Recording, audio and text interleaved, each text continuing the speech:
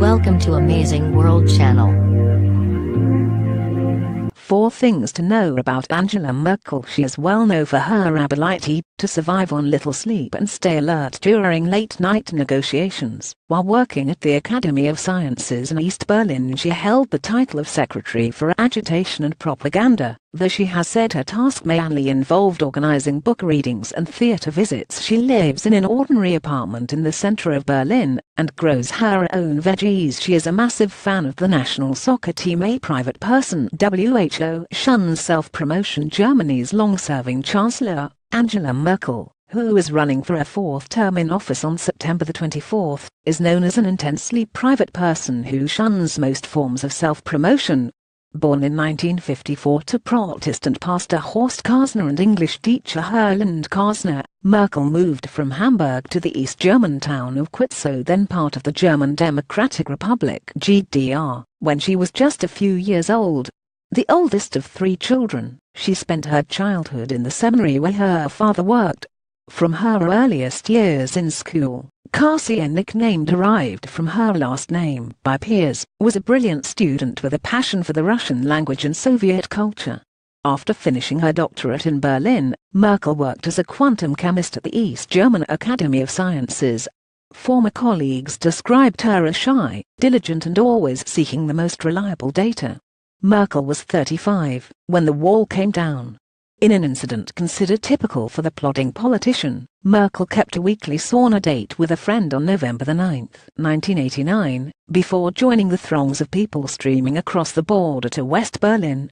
Suddenly freed of the scrutiny of the communist government and the Stasi secret police, Merkel joined the Berlin office of a new East German party called the Democratic Awakening, whose sister party in the West was the Christian Democratic Union (CDU). She quickly sought a meeting with CDU leader Helmut Kohl, who became her mentor.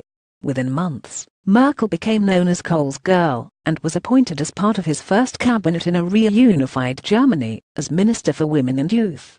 In the early days of her career, Merkel was often presented by Kohl and others as a sort of novelty in East German political up-and-comer, and a woman in the boys' club that was the CDU.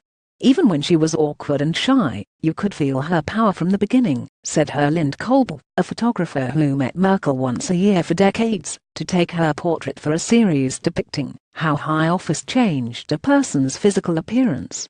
But Merkel didn't hesitate to abandon her former mentor in 1999 amid a CDU financing scandal. Indeed, she moved to replace him as party leader.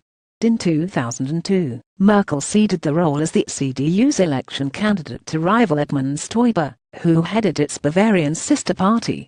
The move worked out in her favor. Stoiber lost the vote to the SPD's Gerhard Schröder, whose government lost power 3 years later. 2 months after early elections in 2005, Merkel was sworn in as Germany's first female chancellor. The next 12 years were to dramatically alter Germany's political landscape, and the country's role on the global stage. Observers of Merkel have posited that her years in power were shaped by 3 major developments. The first and perhaps most daunting challenge of Merkel's tenure was the Eurozone crisis, which jeopardized not only the integrity of the euro currency, but also threatened to undermine the very premise of the European Union. Merkel quickly became the face of the European banker preaching austerity to Mediterranean nations. Merkel endured sustained criticism for her stance on Greece, especially for the initial phase, in which she was slow to commit German taxpayers' money to a bailout fund. In 2011, 2 years into her second term, Merkel responded to the Fukushima nuclear disaster by reversing her party's position on nuclear power. She unveiled a plan to phase it out over the next decade, in a decision that continues to be felt by conventional power producers such as RWE and E.ON. In September 2015, halfway through her 3rd term, Merkel threw open Germany's doors to refugees. The audacious act was both lauded and criticized, and resulted in what was arguably the biggest ever threat to Merkel's power: the rise of the right-wing Alternative for Germany (AfD), Germany's first successful post-war right-wing movement. To a certain extent, the refugee decision debunked the perception of Merkel as a talented tactician without a larger vision. Some critics, however, maintain that Merkel prioritizes short-term tactical gains over long-term outcomes. In the words of her challenger, Martin Schulz of the centre-left Social Democrats (SPD), Merkel is extremely proficient, precise, coldly calculating and intelligent.